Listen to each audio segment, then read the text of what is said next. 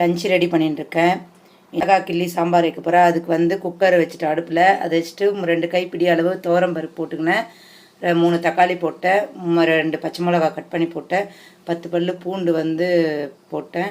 மஞ்சாத்தூள் add பண்ணியாச்சு, பெருங்காயம் add பண்ணியாச்சு. இப்போ இதை குக்கர் மூடி போட்டு ஒரு 4 விசில் வச்சிடலாம். மிளகாய் கிள்ளி போட்ட சாம்பாருக்கு வந்து ஆயில் ஃபஸ்ட்டு ஊற்றிக்கலாம். கடுகு நல்லா பொரி சீரகமாக ஆட் பண்ணிக்கிறேன். இப்போ கருவேப்பிலையும் போட்டுக்கிறேன்.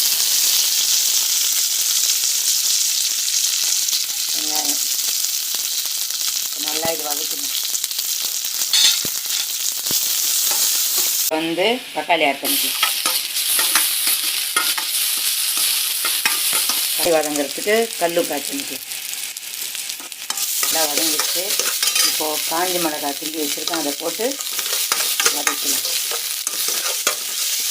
அதுவும் நல்லா வதங்கும். காஞ்ச மிளகாய் கிள்ளி போட்ட சாம்பார் ரெடி ஆகிடுச்சு. இதுக்கு வந்து புளி ஊற்றக்கூடாது, ஏன்னா நம்ம 3 தக்காளி பழம் போட்டுக்கிறதால அந்த புளிப்பே போதும். சாம்பார் ரெடி ஆகிடுச்சு. இது நல்லா கொதிக்கிட்டோம். சாம்பார் நல்லா கொச்சிடுச்சு. இப்போ இதில் வந்து கொத்தமல்லி ஆட் பண்ணிக்கலாம். கொத்தமல்லி ஆட் பண்ணிட்டு அடுப்பு ஆஃப் பண்ணிட்டு அவரைக்காய் பொரியல் பண்ண போகிறேன். அதுக்கு கடாய் அடுப்பில் வச்சுட்டு ஆயில் ஊற்றிட்டு கடுகும் போட்டு அதை பொரிஞ்சிடுச்சு. இப்போ வெங்காயம் ஆட் பண்ணிக்கிறேன். வெங்காயம் ஆட் பண்ணி அதில் கல்லுப்பு ஆட் பண்ணிக்கிறேன். கல்லுப்பு ஆட் பண்ணிக்கிறேன் வதங்கிறதுக்காக. கல்லுப்பு ஆட் பண்ணிட்டேன். இப்போ இது வதக்கிடுவேன். இதில் கருவேப்பிலை ஆட் பண்ணிக்கினேன். பூண்டு நசுக்கி வச்சுக்கிறேன். பூண்டை ஆட் பண்ணிக்கிறேன். பூண்டு தக்காளி பழம் ஆட் பண்ணிக்கிறேன். நல்லா வதங்க. இதில் அவரைக்காவை அலசி போட்டுக்கணும்.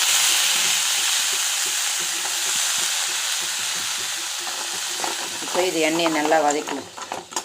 எண்ணெயிலே இப்போ அதில் ஒரு ஸ்பூன் குழம்பு மிளகாய் இருக்குங்க. இப்போ அப்படியே ஒரு 1/4 டம்ளர் தண்ணி ஊற்றி மூடி போட்டு மூடி வச்சிடணும். இப்போ வெந்துச்சு நல்லா. இப்போ இதை நம்ம பவுலுக்கு ட்ரான்ஸ்ஃபர் பண்ணிக்கலாம்.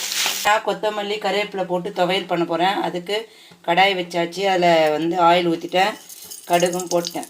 கடுகு பொரியுது. இப்போ கடலைப்பருப்பு ஒரு ஸ்பூன் போட்டுக்கலாம்.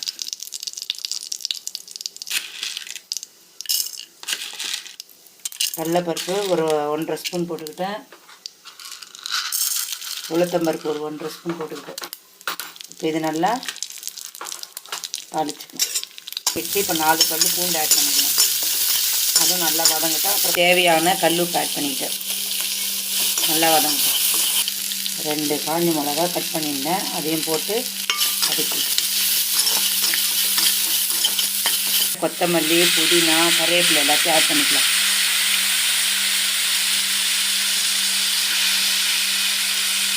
புதினா தண்ணி நல்லா இருந்துச்சு. இப்போ இதை எடுத்து நான் மிக்ஸி ஜார் ட்ரான்ஸ்ஃபர் பண்ணி அரைச்சிக்கலாம்.